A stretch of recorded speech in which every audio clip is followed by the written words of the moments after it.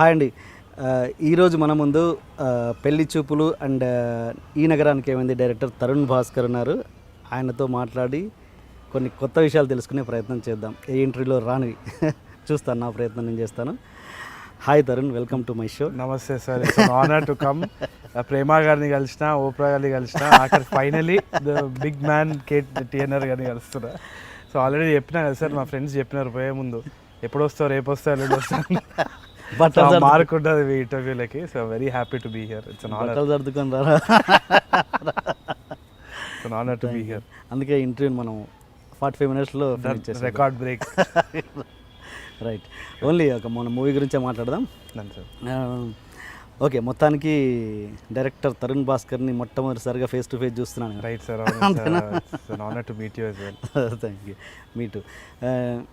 So okay, అంటే చాలామందికి ఈ సినిమా ఈ నగరానికి ఏమైంది అన్నది ఎంతమందికి నచ్చిందో నచ్చలేదో నాకు తెలియదు, కానీ నాకైతే బాగా నచ్చింది. Thank you sir, thank you. అంటే నేను మామూలుగా ఒక సినిమా గురించి కామెంట్ అయితే మామూలుగా నాకు పర్సనల్గా నచ్చింది అయితే నేను రాయను. అది నేను జెన్యున్గా రాసింది, జెన్యున్గా పెట్టింది. అంటే ఏంటి అంటే కొంతవరకు ఇండస్ట్రీలో కొంతవరకు దీని మీద ఎందుకు ఆ ఒపీనియన్ వచ్చింది అంటారు?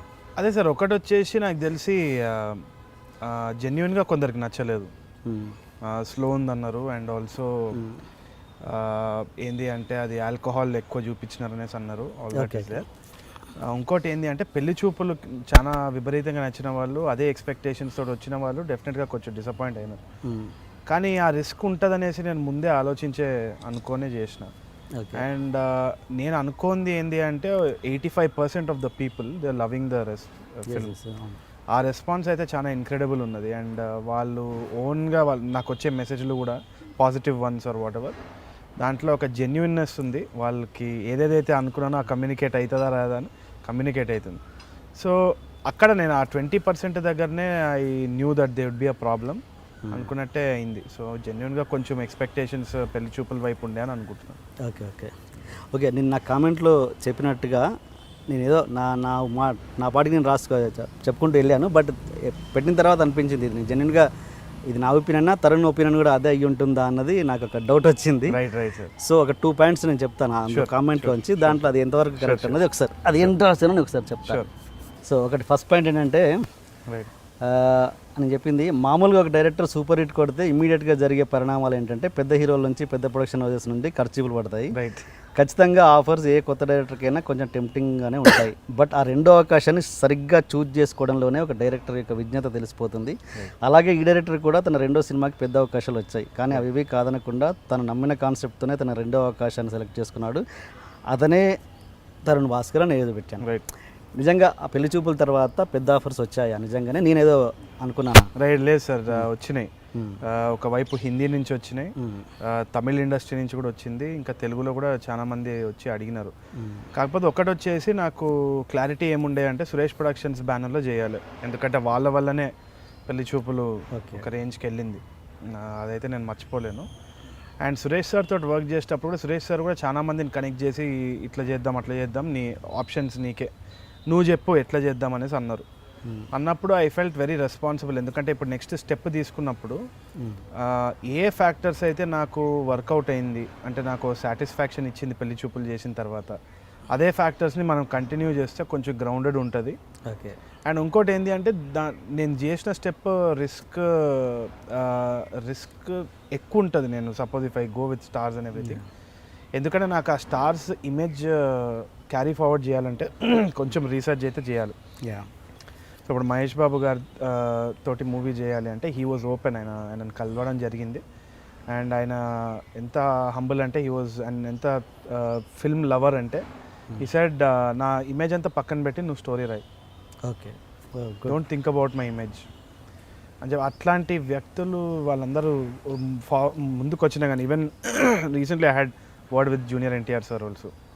ఆయన దగ్గర కూడా డిస్కస్ చేసినప్పుడు నాకు ఒకటే భయం ఏంది అంటే I don't want to do something, ఏదో ఒకటి రాసేసి తొందర చేసేసి వాళ్ళ ఇమేజ్ టార్నిష్ చేసిన అంటే మాత్రం I can't forgive my self, ఎందుకంటే వాళ్ళ ఫాలోయింగ్ హ్యూజ్ అండ్ వాళ్ళకి ఇమ్మెన్స్ లవ్ అండ్ రెస్పెక్ట్ ఉన్నది. సో కొడితే మాత్రం మంచిగా చేయాలి అండ్ వాళ్ళ ఇమేజ్ని పాడు చేయకుండానే చేయాలి. సో ఒకటి ఇది బడీ కామెడీ, దీంట్లో నలుగురు ఉంటారు, ఎన్వైర్న్మెంట్ మొత్తము డ్రింక్స్ అవి ఇవి ఉంటాయి. So it's a tale about this generation. So ఇట్లాంటి స్టోరీ నాకు ఫస్ట్ వచ్చేసింది already, and it was burning inside me. నేను ఇది చెప్పాలి, చేయాలి, ఎట్టి పరిస్థితుల్లో ఒక మంచి ప్రయోగం ఉంటుందని అనుకున్నాను. కాకపోతే ఇది ఏ స్టార్ ఇమేజ్కి సూట్ అవుతుందా అనేసి ఆలోచన చేసే దాంట్లో నాకు ఐ వాజ్ ఎక్స్ట్రీమ్లీ వరీడ్. ఎందుకంటే వాళ్ళ ఇమేజ్ వదిలి వాళ్ళు ఇది చేయాలంటే it's a huge risk for me, for them. So ఇది చేసేద్దామనేసి అనుకున్నాను. సో దట్ అది ఏంటి అంటే నాకు అది చేయడంలో నాకు ఏం పెద్ద రిస్క్ కనిపిస్తలేదు. యాక్చువల్లీ నేను స్టార్స్ తోటి చేయడంలో ఇంకా పెద్ద రిస్క్ ఉంటుంది, అండ్ ఇంకా నేను కొన్ని సినిమాలు చేసే ఒక ఐడియా రావాలి అని జెన్యున్గా అనుకున్నాను. కానీ అప్రోచ్ అయితే అయినారు, అండ్ ఎంకరేజ్మెంట్ కూడా చాలా బాగుంది. ఓకే, అంటే ఇండస్ట్రీలో అనుకునే మాట ఏంటంటే తరుణ్ భాస్కర్కి పెద్ద హీరోలను డీల్ చేసేంత కెపాసిటీ లేదు, అంటే డీల్ చేయలేడు తరుణ్ భాస్కర్, చిన్న సినిమాలతోనే వెళ్తాడని ఒక టాక్ ఉంది. అది ఎంతవరకు నిజం? అది నిజమే సార్. ఎందుకంటే నాకు తెలిసి నాకు ఇంకా ఎక్స్పీరియన్స్ రాలేదు. ఇంకోటి వాళ్ళని చిన్నప్పుడు వాళ్ళ సినిమాలు చూసి పెరిగినోడిని. I still have that fan feeling about them. వాళ్ళని చూస్తే ఇట్లా వాళ్ళని డైరెక్ట్ చేయాలనే దాని మీద ఇంకా నాకు కొంచెం పట్టు రావాలని నేను అనుకుంటున్నాను. Okay, nice. ఓకే ఓకే, అది జెన్యున్ ఫీలింగ్ అది. ఓకే, అండ్ ఇంకోటి అంటే ఇది ఇప్పుడు ఫస్ట్ సినిమా పెళ్లి చూపులు సూపర్ హిట్ కొట్టారు. ఇప్పుడు సెకండ్ సినిమా ఇది తీస్తే అది ఏమన్నా కావచ్చు, అటు ఇటు ఏదైనా జరగవచ్చు. ఇది ఇంకా రిస్క్ కదా మరి. అంటే సపోజ్ ఏదైనా అటు ఇటు అయిందనుకోండి, నెక్స్ట్ అసలు సినిమాకి వేసారు రావచ్చుగా అసలు ఇంకా నెక్స్ట్ ఆఫర్కి.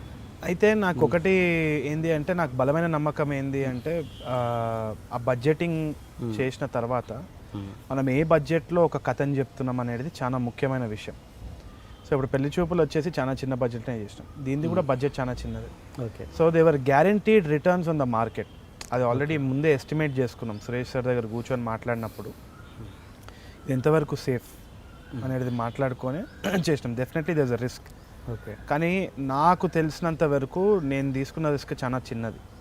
ఎందుకంటే ఒక చిన్న సినిమా అందరు కొత్త వాళ్ళతోటి చిన్న బడ్జెట్ చేసినప్పుడు డబ్బులు వాపస్ వస్తాయి, అది ఎటువంటి ఇది లేదనేసి నాకు నమ్మకం ఉండే. And I knew key factors కొన్ని ఉన్నాయి, ఎంటర్టైన్ చేస్తుంది జనాల్ని అని. ఇంకోటి ఏంటి అంటే, నేను ఎట్టి పరిస్థితుల్లో ఏమైనా కానీ మళ్ళీ కొత్త వాళ్ళతో చిన్న సినిమా చేయాలంటే భయపడను ఇంకా మళ్ళీ. సో అదొక మంచి ఎక్సర్సైజ్గా నాకు ఉండిపోయింది. సో ఏ విధంగా చూసుకున్నా కానీ ఈ రిస్క్ చాలా చిన్నది వేరే రిస్క్ల కంటే. అసలు అసలు ఏ సినిమా లేనప్పుడు తరుణ్ భాస్కర్ లీస్ట్ బడ్జెట్ ఎంతలో చేయగలడు? లీస్ట్ బడ్జెట్ అసలు ఇక బ్యానర్ మర్చిపోండి, పెద్ద అదే అనుకుంటుండే సార్. అయితే డిపెండ్స్ ఆన్ ద సబ్జెక్ట్.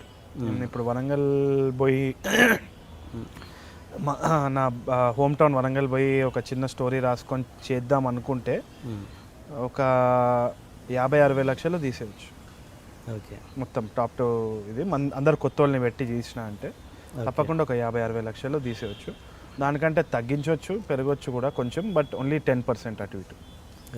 అదొక ఛాలెంజ్గా తీసుకొని చేయాలి ఎప్పుడు నేను చేద్దాం అనుకున్నా. అంటే అది ఏంటంటే సార్, నాకు అది చాలా ఇంట్రెస్ట్.